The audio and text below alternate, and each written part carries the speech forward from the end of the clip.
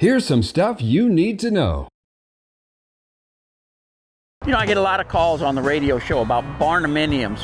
People think it's a great way to do an inexpensive house. What they don't realize is there is some maintenance involved in owning a barndominium or a metal building per se. But just because you're gonna build a metal building doesn't mean it has to stay looking like a metal building. Let me show you what I'm talking about. So this is a building that I just bought to move my due west office into in the Dallas market.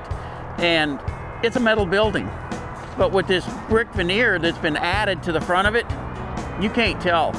You can add windows and doors and everything to make it look like whether it's a business or a home. There's a lot you can do with metal buildings that really we just don't look at enough. You know, the concept of a barndominium is great, but there is still maintenance you have to do. When you're dealing with the metal roof on a metal building, it's not fix and forget. You do have to do periodic maintenance like we're doing here, where we're first of all cleaning the roof, then we're going to have to retighten all the fasteners, seal up all the loose joints and stuff, fill them up with material to make sure we don't get water, and then we're going to coat the whole thing. By doing that, we're going to add years of life, but more importantly, we're not going to have leaks in the roof.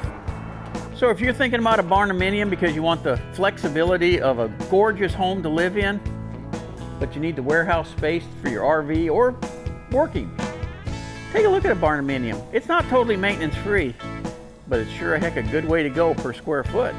Want more videos like these? Make sure to hit that subscribe button. It'll keep you informed.